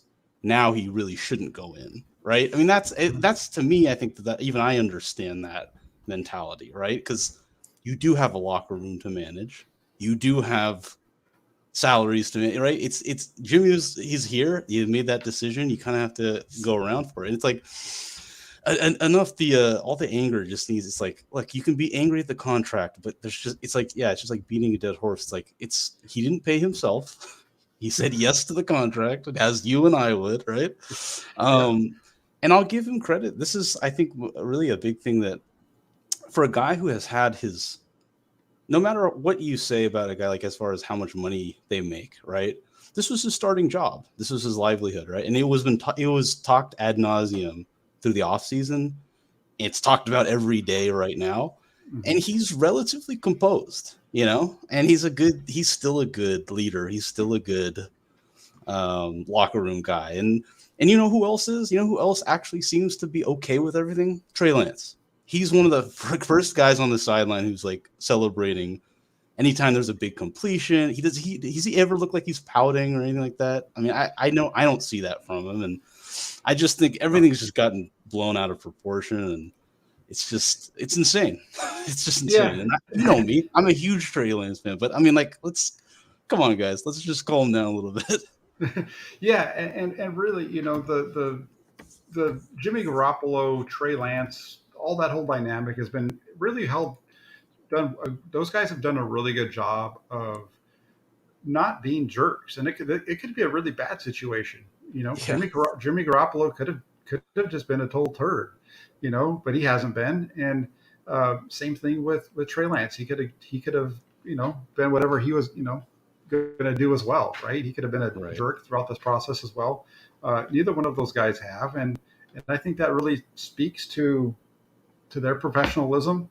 I don't know how much Trey Lance is learning from Jimmy Garoppolo. I would think that there's some things that he could learn, given Lance's time in the system. I hope he's not learning everything, because there are some bad things too, right? But I mean, I don't know did you see what the comments? I don't know if you follow this guy on Twitter or not, but there was some comments that were made by Kyle Juszczyk. And I'm just going to read him real quick. And he's talking about Jimmy and Trey. And he says, it's a little long, so just bear with me. It says, I feel like Jimmy's had a really solid season. I agree with that. He's played some of his best football since Trey showed up. And people always ask, what is the dynamic like? Is it awkward? What's it like around there? And this is Juszczyk talking. And he says, I generally can say there has been not 1 ounce of awkwardness this entire time. Both of them have handled it just so well, just being absolute professionals about it. We all understand what's going on. It's very clear that we give up 3 first-round draft picks to get Trey Lance, and at some point, he will take over this team. We don't know when, but that time will come, and Jimmy knows that too. But he also knows that if he doesn't play well now for this team, it doesn't bode well for his future. So we all benefit from each other by everyone playing well, so it's really worked out for both sides. I think that really sums up the whole way that this season has gone with that situation. And yeah, the 49ers are 7-6, 7-5 with Garoppolo. They're, say what you want, but it's only the second time. It's only the second time under Kyle Shanahan that they've won more than 6 games. Right? Think of that. The 49ers have now won more games this year than they've won in 3 of Kyle Shanahan's previous 4 years. So, hey, there's a bonus right there. There's a benefit. So, and the 49ers are 7-6. That's great. If you thought that the 49ers had a Super Bowl roster, had a pure Super Bowl roster, you weren't listening to anything that I was saying over the offseason. Shame on you. But, They have a good team. They have a team that Yeah. their goal this year was to compete and get Trey Lance ready to be the future. And I have a really strong feeling that Lance is going to be the future starting next year. And this team's going to have a lot of depth pieces and a few new starters, but a lot of these guys are going to come back, and it's just going to be a lot of shuffling around at the bottom of the thing. As long as they have the play out of Trey Lance, if he does take over, if he can play as good as Jimmy Garoppolo, as crazy as that sounds, and maybe just a little bit better, then this team should be able to be fine and continue winning football games. Yeah, I think I mean, yeah, you're 7-6, right? It's like, guys, they're like a lock for the playoffs. I mean, the NFC is that top heavy. I would say that it's like they're pretty much a lock for the playoffs. Can you just sell it? Like, it's not like we go every year, guys. I mean, honestly, we don't. I know it's like the expectation is like when we get in, we go far. It's like, okay. I mean, that's kind of happened with the 49ers, but who knows? I think they're 7-6. I think they're a pretty dangerous 7-6. I mean, I do. I think they have deficiency at corner, which is pretty much like everybody knows that who spends 3 seconds watching this team. So it's like, but I think that they actually managed that game, this Sunday pretty well around the corners. They were just trying to protect the corners and moving over their safeties. And I mean, like they could still make something happen. It's just you can't argue. Yes, have there been some games that Jimmy could have easily won if he didn't make this throw or just like fumbled, to himself? Yes, that's true. They've also had some of the worst special teams games I've seen as a 49er fan in 20, 30 years since I've ever Yes. That was that Seattle game was probably the worst game I think I've ever seen as far as just I don't even know how to I don't even know what I was watching. That was really bad. It's like I get it. And it's like you look at the money and it's like, yeah, but he should be able to save them for the amount of money. That's just not how it works. I mean, it's just not how football works. And I mean, like, I'm not a Jimmy fan, right? Like I think it's more of I'm tired of watching him for sure. Right. And that's the honest part of me. I am tired of watching him. He's limited. Is he going to keep them in it if the rest of the team, executes relatively normal? Yeah, I think he will. It's just one of those years. It's like you can't really expect much. And that's just Jimmy, and that's why they drafted Trey. And I don't know. It's just well, think of it this way, which is it's funny.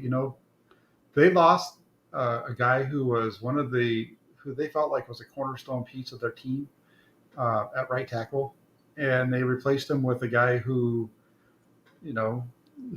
whatever, with Tom Compton, and the team's winning has won game after game after game with this guy out there, and Tom Compton is deficient as a pass. He's kind of like a Jimmy Garoppolo. He has some deficiencies in his game. He's not very good in pass protection, but the guy is a really good run blocker. And I don't know if you saw my film breakdown today with Grant, but I mean the touchdown play that for Deebo Samuel, that run, I mean, my gosh, the guy looks like he was out there, running the big man, 4x400 relay that they do in high school, in the track meet at the end of the day where all the big, the throwers go out there and run. I mean, that guy was moving. Yeah. Yeah, he's kind of like a McGlinchey, right? He's a good, run blocker, but terrible pass protector. Guess what? It's fine. It's the same thing. Like you kind of just have to know that's going to happen. I mean, should they stop running right? Probably. Maybe a little less. I do agree with you that I don't know what they're doing with Banks. I don't know if that's something that he's just getting his ass kicked in practice. I don't know. I don't really know there. I always hate the takes where it's just like, oh, this team can't draft. It's like, if you go look at that, that draft wins above replacement, that's just simply not the case. The Niners can draft. It just hasn't been the way that everyone is just like obviously wanted, right? Corner. Like, yes, I get it. I'm right there with you guys. I want a corner too, but clearly I thought this draft class made a lot of sense this offseason. I thought they were going to go power football. They were going to run it more. And I mean, Trey Sermon, I knew that when he got hit around like a pinball machine, his first carry this year, remember when he got concussed? it Yes. was probably just not going to happen. I mean, he just looked like it wasn't.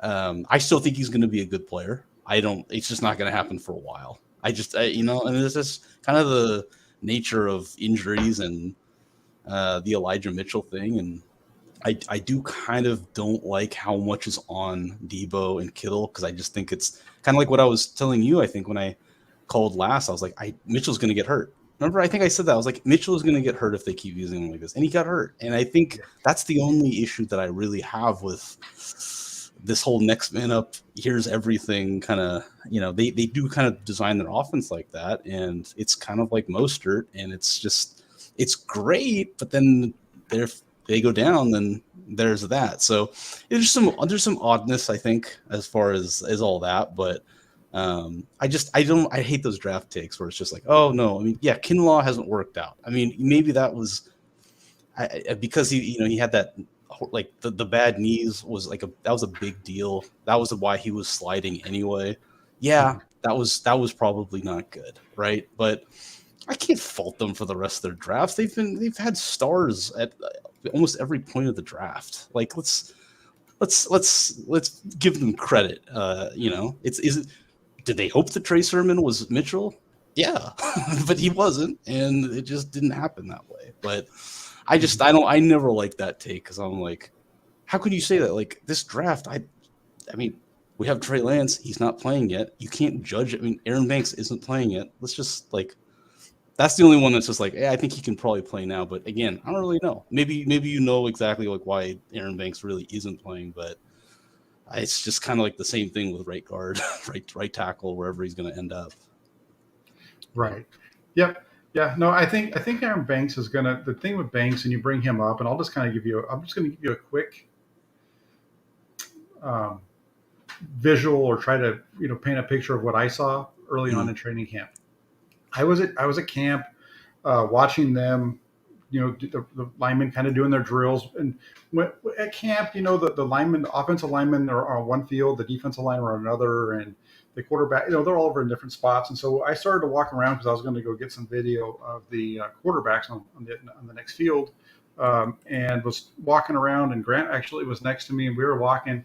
And what caught my eye was the assistant offensive line coach was using some colorful language. And so I turned to look, and it was geared towards Aaron Banks. And he wasn't using it like derogatory, but that's just how offensive line coaches generally talk to begin with. Mm-hmm. But and so there were some very specific technique issues that he was having that they were working on. And it was in that particular day, at that particular time, it had happened to do with his feet. And so I think that's where a lot of their concerns with him are coming from. And, who knows? Is he going to pan out? We'll find out next year, I think, because they're going to have to do something with Brunskill. I don't know if they're going to bring him back, but that's kind of an idea of what I saw. It's a lot of little technique issues with Aaron Banks that are going to have to be cleaned up in order for him to become the guy that they were hoping that he was going to be when they were taking him at that spot in the second round. So, right. One of the things that might help him out is sliding him back over to the left side, because that's a tough change. And we've seen that already with these guys. We've seen, you've heard me probably say this enough times. Penei Sewell had trouble switching from the left side to the right side. And he was a top draft pick, right? One of the best offensive linemen, coming out of Oregon. And when they shifted him back over to the left side, all of a sudden, shoot, the guy's getting 90 PFF grades and playing well. So totally different situation. And who knows? Maybe that's what they end up doing. Maybe they move him over to the left guard spot. He takes over for Laken Thomas next year. Who knows? Yeah. Yep. Yeah. And the other thing is, like, I know it was really, and I think that's just it. I think that Shanahan does have that just high expectation of the execution and starting in practices, right? And that's Banks, right? And that's all these guys. And you kind of get that, and then you also realize, like, just how they've lost games this year. It's like, it really hasn't been on Shanahan, I don't think, and it's just, that's why it's just the whole Lance thing. And it's just kind of like what I asked you, like, or not. I think I just told you, like, I still think that he really likes Lance, and he absolutely wants him to take this, the reins when it's ready. And I absolutely think that he's his guy. I don't think that. I think that's been like the tough thing to try to decipher all year, right? Does Kyle even want this guy? I think it's pretty clear that he did. I don't. I just think that he's kind of like, well, if you execute now and show me, then you'll play, and if not, not yet. And I think he's really that cut and dry. And I think it's just people don't really like that. And I get it, because I didn't like it either, right? I didn't like that the first. I didn't like the plan so much. I didn't like that, to the beginning of the year, because I didn't think that it was going to be good for him or Jimmy to have that kind of lingering, like, oh, well, we'll just kind of see, we got two quarterbacks. No, that doesn't. That's not going to work. But I think that's just kind of really, at the end of the day, when you circle back around to it, I think that's all it is. I think it's not ready yet. I'd rather not. I don't know what the play calling was like in that first Arizona game. That was a little strange. I don't know, but he even admitted, like, I'm not good at calling those. Like, Shanahan has, like, I think when people actually listen to what Shanahan says, it's like he's pretty clear. Like, he has actually admitted, like, when he hasn't done well, and I'm not like trying to be like a big Shanahan guy now. He's definitely frustrated me, but I think it's just like he's been pretty clear about his praise on Lance, at least lately. Like, it's been kind of like, it's just not the time. And I get it. I finally get it, I guess. I'm not finally get it. I did get this like weeks ago, but they're 7-6. You're not going to just change it now. You're just not. I'm not going to be a Jimmy Stan and like pretend that his flaws are. I think that's the issue. It's like there's always the two ways. It's like we're going to have the Trey crowd and say like, oh, well, he's going to be so much better. Could it be true in certain cases? Sure. But then let's just say that, I won't name names, but the efficiency guy. It's one of those guys who floats out there, who covers the team, and is just always saying how efficient he is and stuff like that. I was like, well, okay, but that's also not telling the whole story either. So it's always got to be like that. Let's actually see, like, why are we losing these games, all this stuff. But yeah, at the end of the day, it doesn't make any sense to change now. And it's like, I get it. It's just kind of like, it is like a tired argument. And this is someone who, like, I probably was with Jesse, right? I was just like, this guy's got to play. I still wish he played now. I wish they found a way to play him more.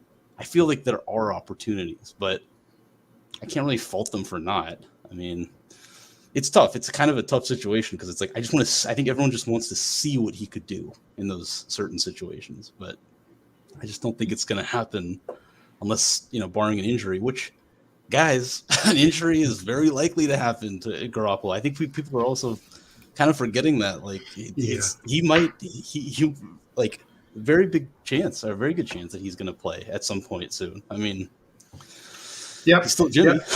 Yep. No, for sure. And I'm gonna jump over and just kind of wrap for a few minutes on my own. But the deal with these guys is Lance just isn't ready to play yet. They didn't. I don't think the 49ers ever really felt like he was going to be ready to play year one, and there was a group of folks who really jumped on that. And one of the things with the whole Trey Lance piece was getting that rookie player in there so you could take advantage of the rookie, that rookie salary. 49ers are going to take advantage of that rookie salary starting next year. It didn't really make a whole lot of sense to do it this year, because by the time you get that rookie in camp, you're already done with training with free agency, right? So it's very similar to what the Chiefs did. If Trey Lance can come out and be the guy that the 49ers expect him to be, they're going to be fine. And all this discussion is, whatever. If Trey Lance doesn't become the guy that they expect him to be, the team's going to struggle, and the decision makers are going to pay for it because they're the ones that brought the guy in. So we'll see how it plays out. And but I'm gonna jump off and kind of just finish up the show with a couple of different topics, and then gotcha. We'll go from there. But I really appreciate you taking the time to call in. Yeah, thanks for having me, Jack. Appreciate it, man. All right, thank you. Right. Yeah, have a good one. Okay, you too. Bye-bye. All right, so let me get this off of here, and then I'm going to, unless somebody else calls in, I'm going to take a look at some of the comments and see what's going on in the comment section, and then just kind of maybe hit on a couple of other topics of my own. There was one over here from that I did see that I wanted to hit on, and let me see if he's on here still. Jamal did, and this goes back to what I said earlier, and it was about, obviously the goal is that for Trey Lance to play at a level higher than Jimmy Garoppolo. But the first thing is we want to see Trey Lance be able to play quarterback at Jimmy Garoppolo's level. If Trey Lance can play quarterback at Jimmy Garoppolo's level from a throwing standpoint, he's going to be better than Jimmy Garoppolo because of his mobility. So the barometer to start off with is Trey Lance getting to Jimmy Garoppolo as a thrower. He wasn't there during training camp. I don't think he was there at any point this year when we've seen him on the field in the preseason games. So if Trey Lance can get to that Jimmy Garoppolo level in terms of throwing the football, getting the ball where it's supposed to go most of the time with a few mistakes here and there, and then make it up for some other things with his legs when he has to make plays with his legs, I think the 49ers would be in a better situation just based off of that, right? And then Jamal said also beyond that, Trey will be better, he believes, and it won't happen overnight. The kid is going to have some pressure to succeed right out of the gate. And it's messed up, and it's not his fault. And I agree with you, it's not his fault. Some of the things that you're going to see on Twitter, I'm going to talk about Twitter here for a second, not in your normal, stuff on call-in talk shows or what you see on SportsCenter or things like that. But I think a lot of us are engaged in Twitter. I know you are, Jamal. You're going to see a lot of stuff with back and forth in regard to Trey Lance. And some of that, quite frankly, I think falls on the people who have been pumping Trey Lance up since before the draft. And Trey Lance is going to be a good quarterback. He's not going to be everything that Jimmy Garoppolo is not. There's going to be areas that he's not as good as Garoppolo in. There's going to be some areas that he's better than Garoppolo. I think the problem that you're running into in 49ers Twitter is that the people that are gung-ho on Trey Lance, anytime Garoppolo makes a mistake, they're pretty much saying, well, that doesn't happen if it's Trey Lance. Well, that's not going to be the case, and we should all know that. So I think when Trey Lance takes over, I'm myself looking forward to Trey Lance taking over and evaluating him just because he's a different quarterback. But I really do like Jimmy Garoppolo and what he's doing for the 49ers and what he's done for the 49ers. When he's been healthy, the dude's won games, and that's why I like him. Trey Lance has that ability to do it too, and I'm going to watch Trey Lance just like I watched Jimmy Garoppolo, and I broke down his game just like I used to break down Alex Smith back in 2011, 2012, and 13, and doing that same stuff with other guys. So, that's the one good part about NFL Game Pass is that it's been around for a long time. I've been watching the film on these guys going back 10 years and was watching film on for a lot longer than that outside of professional football when I was doing some different things. So I feel like I have a pretty good knowledge of what it takes to be a solid quarterback. And I'll tell you this right now, if you watch my shows and you watch the way I break down film and the way I talk about Jimmy Garoppolo, you watch the film that and you watch the breakdown I did when Trey Lance started, when he came in against Seattle. Hopefully what you're seeing is the guy who holds everybody to the same standard. And that standard is being a professional NFL quarterback. Because once you get to that level, you don't get a break for being a rookie. You definitely are going to make more mistakes than a veteran. But I can guarantee you that there's not a head coach in the NFL who starts a rookie and treats them like they deserve less criticism because they're a rookie. And when I say less criticism, I'm not even talking about like criticism to the media. I'm talking about the way that they coach them up and the way that they talk to them in those coaches meetings and in those meetings with their players to make them better. And I know that I can't make them better because I don't get the chance to coach them. But when I talk to you guys and gals and boys and girls, whoever it is that's watching my shows when I do those film breakdowns, I look at that as the same way that I would as if I was their coach. And that's hopefully what comes across when you see those. So just think about that when we move forward and we make this transition. Let me see what else we've got real quick. Going back to kind of some of the things that we were talking about really quick. I know that I mentioned the stuff on Garoppolo. That's kind of been our theme. Just kind of looking at it. I think what we'll do is I'll go ahead and wrap the show up now, unless there's any other comments that come in that you guys want me to answer.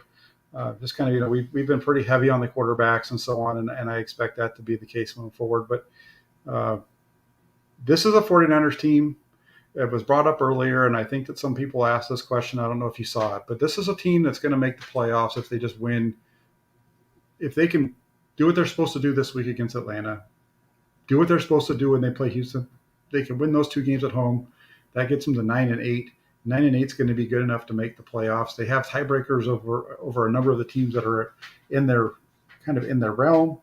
A win against Atlanta gives them the tiebreaker over them as well. So the 49ers are going to make the playoffs. 49ers are likely going to be the 6th seed. I don't see them getting to 5. I just don't see Los Angeles losing 2 games, or, well, I don't even know if I should say that, because right now they're 2 games ahead of the 49ers. If the 49ers can win out, then they need Los Angeles to lose only once, putting them within a game of Los Angeles, and then they go. That takes you into the last week of the season with kind of a winner take all for the 5th seed in the playoffs. And if the 49ers can get that 5th seed and go to Dallas, that'd be fantastic. If they're the 6th seed, let them go to Arizona. I think the best matchups for the 49ers in round 1 are going to be going to Arizona because of the short travel and the fact that it's going to be the 3rd time they played them this year, or Dallas. Again, short travel. The travel distance to Dallas is about the same as going to Green Bay, except for if you go to Dallas, you know that you're going to get good weather conditions, whereas if you go to Green Bay, you can get sloppy and snowy and all kinds of bad stuff going up there. So it's going to be quite an interesting trek, but let's see how this thing plays out. The 49ers definitely have a chance to do some damage. If you remember last year in the playoffs, the 5 and 6 seeds in the NFC both won round 1, and the 5th seed in the NFC playoffs last year won the Super Bowl. So there's a question over in the comments from Ashley, and she asks, why do some reporters make it seem like it's obvious Trey is better? Do you think that's unrealistic expectations? I don't think there's a lot of reporters that try to make it obvious that Trey is better. I think when you watch Trey Lance in practice, we as reporters that have the access to practices, just so you know, we don't get to see a whole lot once the season starts. We have the access throughout training camp to see the entire practice all the way through team drills, just like the fans that are there that are in attendance. Those fans leave after, I think, the 2nd preseason game, I think it was. And then, I think it was this year, it was actually after the 1st, because then the 49ers went down to Costa Mesa to practice against the Chargers. And when they came back, it was preparations for the Raiders. And that was the first time really they were in, I think there was a couple, like maybe one practice before they headed down south, if I remember correctly. And then when they got back, they were here. And, so that's the only time that we as reporters get to see the 49ers go through everything that they do in practice, including the team drills, to really be able to tell you exactly where everybody is. So once the season started, there's not a reporter on the beat that I'm aware of, unless there's something that's happening behind the scenes, which I don't believe is the case. I don't know. I've only been doing it for my first year, so we don't get to see team drills. So when I talk about Trey Lance, I'm talking about what I saw throughout training camp and preseason, and then in person, and then the 2 games that we saw. And the 49ers, Trey Lance was a guy who early in training camp and really throughout training camp at different points would make some really good wild plays. He would make some very impressive plays that I hadn't seen from a 49er player, and not being on the not being on a beat reporter prior to this year and having access, I can't say what it was like in training camps before this year, but I know that Jimmy Garoppolo doesn't make those kind of throws, and any of the quarterbacks the Flyers have had since Colin Kaepernick haven't made those throws. So there were some definite wow moments, but it wasn't consistent enough to make you think that he's going to be able to do it on a down in and down out basis, and that's kind of the way it's played out for him. So, and then last but not least, 49ers are going to make it into the playoffs. The hardest team for the 49ers to beat is going to be most likely Tampa Bay, because that's the hardest travel going across to the East Coast. I think everybody else is pretty much in the central to western time zones, so that's going to be the hardest. I think the easiest is probably going to be if they look at the first round, I'd say probably Dallas. So that's going to be the show for tonight. Almost 2 hours long. It's almost 8 o'clock. I want to say thank you very much to all of the folks who made calls. Tonight was a lot of fun. We had a lot of names and faces that I have not seen before on these shows. So I want to say thank you very much to all of you that called in. I really appreciate that. I appreciate those of you that have been following along in the comment section, not calling in tonight and asking questions, or just kind of having your conversations over there, or giving me feedback on what you're thinking is going on. I appreciate that. And anybody else that's out there watching, just appreciate everybody that's taking the time to watch this. If you could do me a huge favor, if you're not already subscribed, subscribe to the channel.